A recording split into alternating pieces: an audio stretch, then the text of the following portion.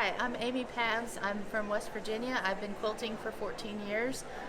My mom and my grandma taught me how to sew when I was pretty young, but I didn't really pick up quilting until I was in my early 20s.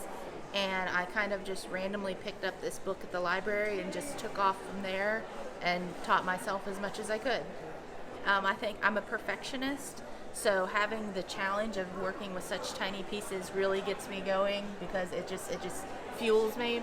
So, and I also think there's just something kind of charming about a miniature that you want to get close and look at it up close, where it's not so much with like a bigger quilt. And also they're smaller and they're easier to handle. This is one of my micropiecing quilts called Shade, and the fabrics for this were synthetic linings from kimono jackets from the 1940s and 50s, and I hand dyed them to get this nice blue color, but because they all started off a slightly different color and fabric content, they all ended up a slightly different color also. And the blocks in here are 1¼ inches, and there are 8,268 pieces of fabric in this quilt.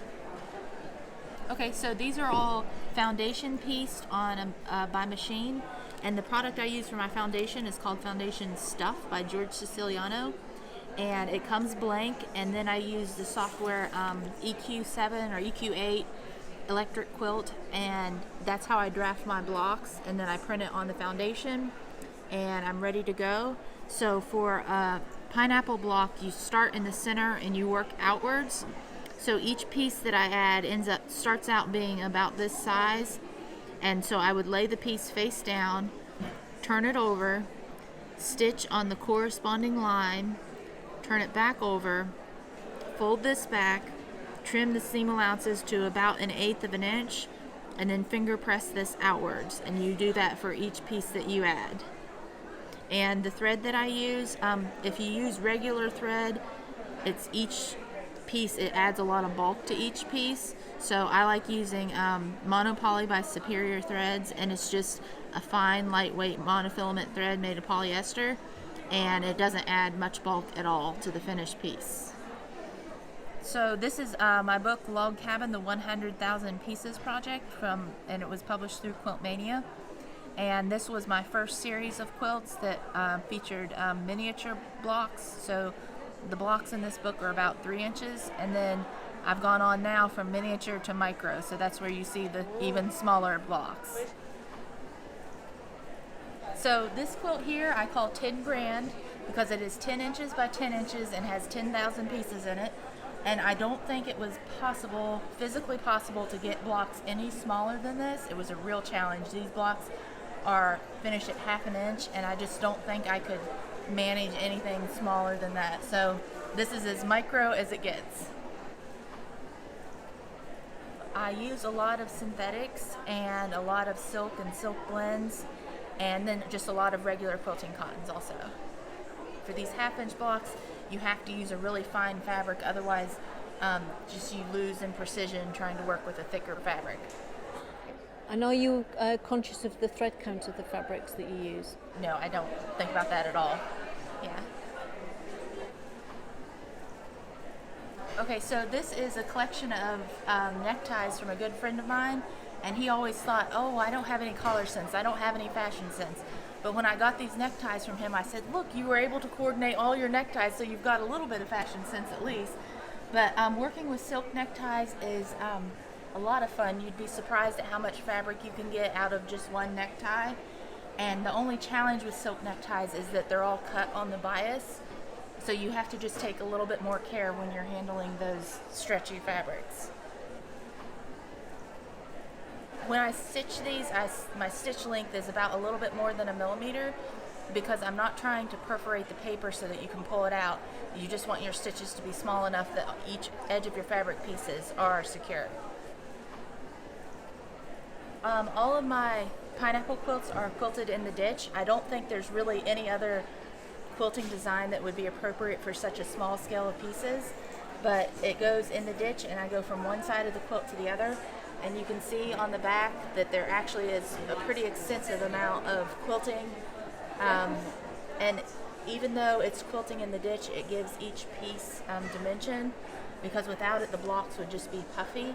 so you actually can see the dimension and the shaping from the quilting. Okay, so this quilt sort of looks like it's made up of different blocks, but this is all the same block, and it's just the placement of the fabrics and where I arrange the values. And like for these, I sort of achieve sort of a striped effect, and it really just depends on where you place your fabrics, and you can just totally make it look almost like a sampler quilt where each block looks like a different block, but they're all just variations of the same block. Do you like to use silk and cotton and mix up the different types of fabrics within one work? Yes, I think it's really neat because silk fabric has such a high luminosity, and quilting cotton isn't as shiny, so it really has a neat effect where the silks pick up the light, but the cottons are kind of like matte and sort of sink to the back. So yeah, you're not just playing with color and value, you're also playing with like the actual luminosity of your materials. Okay, so I love Christmas, and my plan was to work on this every Christmas for a few years, and just work on it in the month of December. But I started it and I realized, hey, I'm going to get this done just in a month. So this quilt, and I worked on it for a long time before a friend of mine pointed out that it kind of looks like holly leaves, the green part. So that makes it even more of a Christmas quilt to me. How long does it normally take you to make a piece of work like the piece you've got there? One block takes about 45 minutes to an hour. I timed myself one time, and each piece of fabric that I add takes 30 seconds if I'm really in my game. So a quilt like this I probably worked on for maybe 4 or 5 weeks.